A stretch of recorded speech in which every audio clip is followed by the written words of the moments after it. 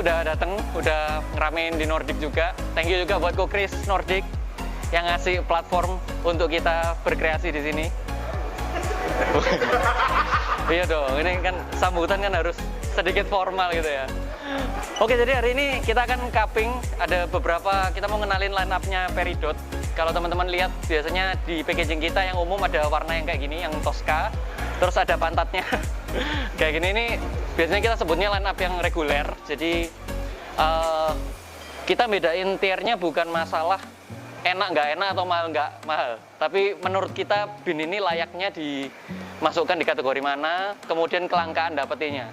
Jadi nggak selalu, kadang kita jual yang premium bisa lebih murah daripada yang reguler kayak gitu. Dan kemudian yang hologram kayak gini, biasanya di belakang ada penjelasan tentang binnya. Ini biasanya bin yang lebih rare, yang lebih susah didapetin. Terus kemudian yang single variety atau mungkin yang kita kerja sama petani kayak gitu-gitu. Di sini kita ada dua yang premium.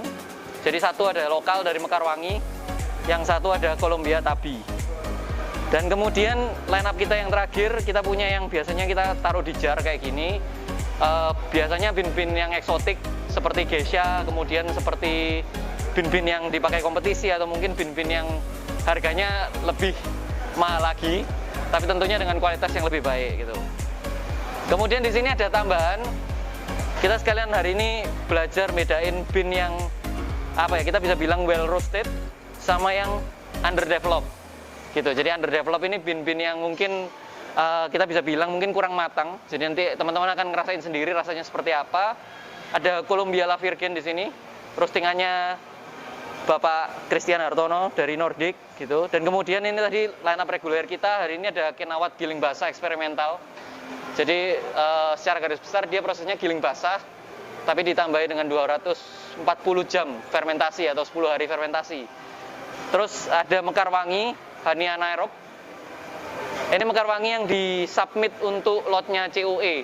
Cuman dia sayang banget di internasional dia nggak dapat nomor atau nggak dapat izin untuk melanjutkan. Jadi dia cuma lolos seleksi nasionalnya aja. Kemudian yang di sini ada Columbia Tabi. Kenapa kok kita masukin premium? Karena Tabi sendiri ini varietas yang mungkin kita jarang dapat dan dia punya sweetness yang cukup tinggi.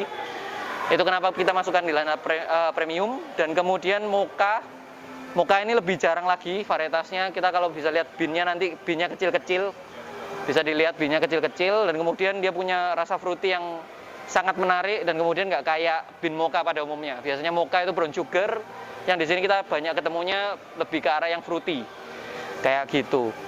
Hari ini protokolnya kita pakai protokol COVID. Kita akan pindah ke cup, jadi kita nggak langsung pakai sendok. Kemudian rasionya kita pakai 1:18, rata semua 1:18. Airnya suhu 92, kita pakai standar SCA. Hari ini nggak pakai cupping score, kita fun aja. Ntar jujur aja waktu diskusi, kalau nggak enak bilang aja nggak enak, nggak akan tersinggung. Sama-sama belajar. Kalau misal nggak enak, ya udah next best dibuat enak, kayak gitu. Oke, kita tuang air ya.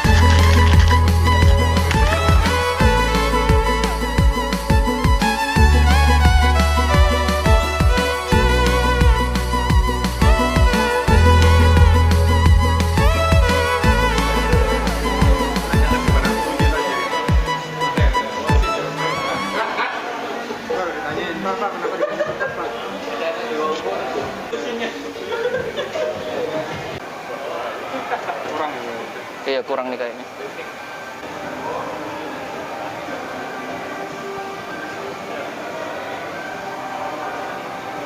Di roasting kan dia semakin lunak.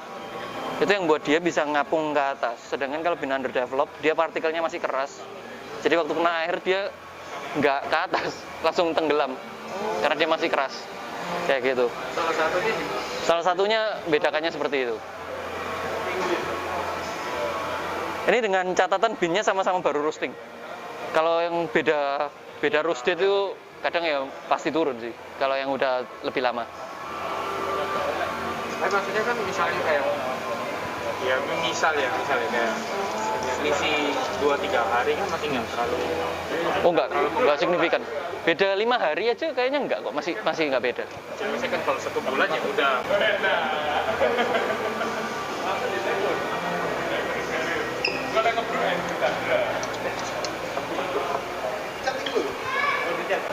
Ini bisa cobainnya. Monggo guys, yang bawa gelas ini 2 boleh dicoba, sudah bisa. Sama sih, ini sama aja. Kasih. Monggo Bung Steven. Wih, moka. Santai masih Enggak. Kiri nih yang Ini bisa. Ini masih lebih panas sih. Kiri sama kanan ini udah boleh. Udah kayak gitu aja. Ini boleh. Dulu.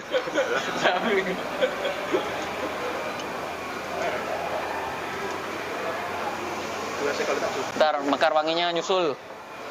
Monggo langsung di sendok, jangan diaduk bawahnya ya. Cuma ambil atasnya.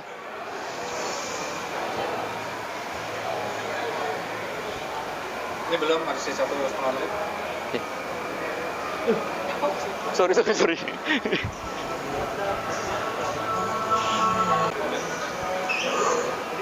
Tapi ada sensasi yang beda. Kalau mungkin bisa ngerasain dikecap, kadang itu di mulut bisa dia kayak ada sensasi kayak oil di lidah, atau mungkin kayak sirup, kadang kayak susu kayak gitu.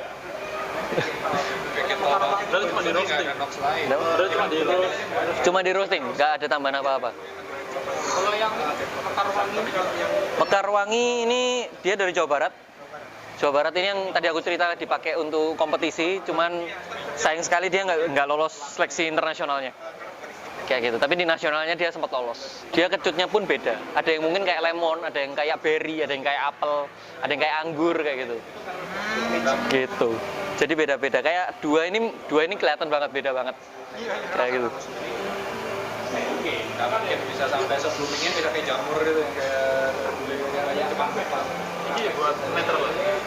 Nggak, ini tadi buat bilas itu, bilas sendok. Masa bilas mulut gitu? Kobokan. Kalau kita biasanya cuma 1 kali, 12 jam setelah roasting baru kita cupping. Tapi ada teman-teman yang mungkin setelah 4 hari di cupping, setelah 7 hari di cupping, udah pasti dapatnya lebih kompleks. Kayak gitu, karena ada proses degassing kan, buang gas waktu roasting, itu yang bikin rasanya makin jelas, clarity naik. Jadi misal hari ini aku dapatnya red apple, besoknya aku nyoba, ternyata larinya ke green apple. Karena kondisi biji kopinya yang beda.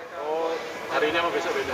Kalau cupping kita rata-rata standar sih, kita nggak akan ganti-ganti cupping hari ini, mungkin nggak digoyang cupnya, besok digoyang nggak mungkin. Cupping ada standarnya soalnya. Kayak gitu. Oke, jadi gitu guys. Thank you sudah ikut public cupping-nya kita. Jadi sementara ini aja mungkin yang bisa kita bagiin tentang line up-nya kita. Terus mungkin kalau harapanku pribadi untuk teman-teman kopi, jangan berhenti ngopi. Mungkin juga teman-teman ngerasa bosan kok itu aja, tapi sebenarnya enggak. Petani-petani mulai berbondong-bondong nih belajar untuk proses yang lebih baik lagi, untuk sortasi yang lebih baik lagi. Mungkin harga lebih mahal, tapi itu salah satu bentuk dukungan kita untuk memperbaiki kualitas.